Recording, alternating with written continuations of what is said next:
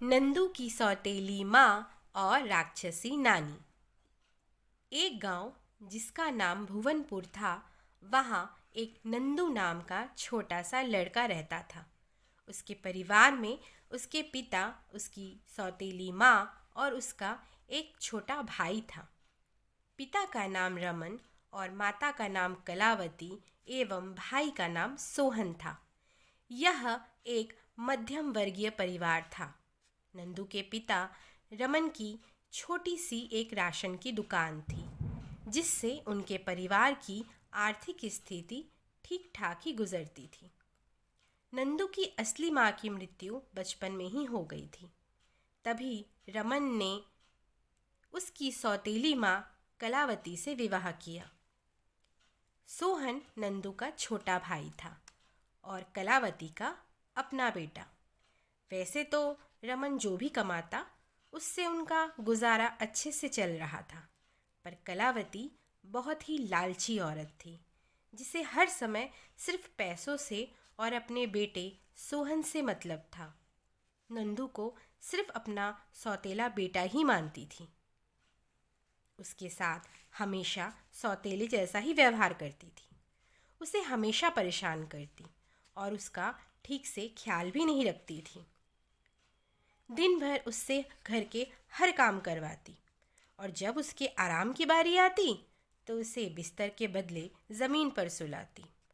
यहाँ तक कि उसे समय पर भोजन भी नहीं देती।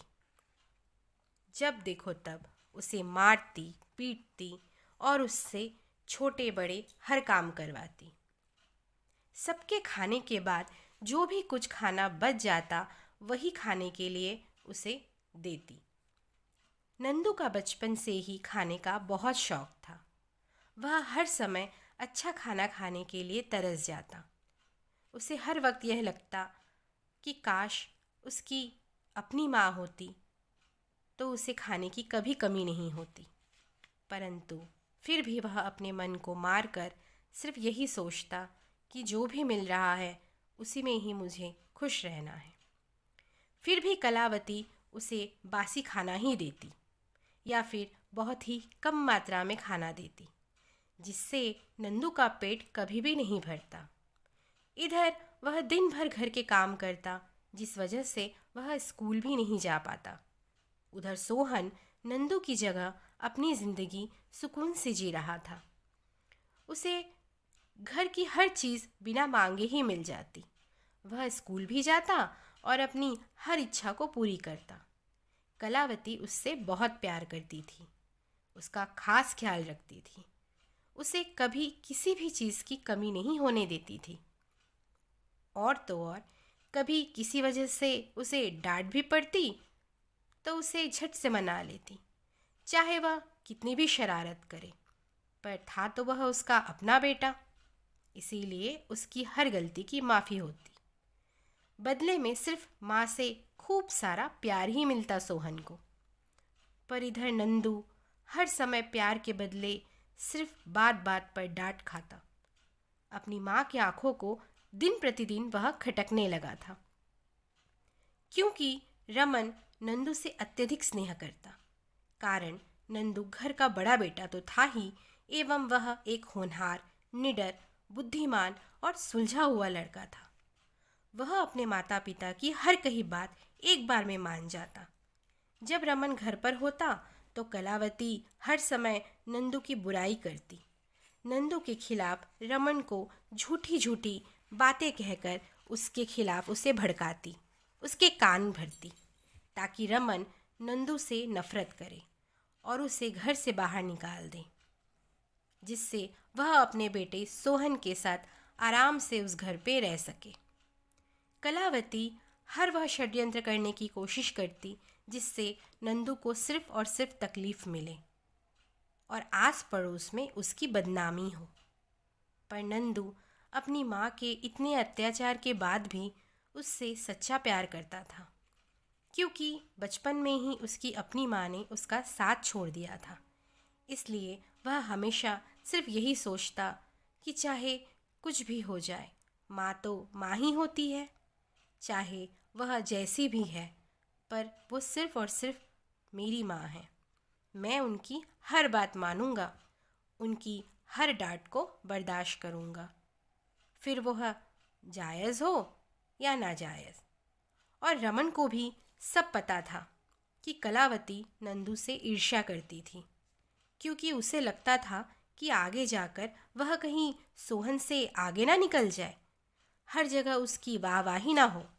ये सब जानते हुए भी रमन कलावती से कभी कुछ नहीं कह पाता, क्योंकि उसे कहीं ना कहीं यह विश्वास था कि वह नंदू को बहुत प्यार करता है और नंदू अपनी माँ से अत्यधिक स्नेह। इसीलिए वह अपने व्यवहार से एक न एक दिन अपनी माँ का दिल ज़रूर जीत लेगा। और वह यह भी जानता था कि अगर वह कलावती को नंदू के बारे में कुछ भी समझाएगा तो वह कभी नहीं समझेगी, वह अपनी बात पर अड़ी ही रहेगी।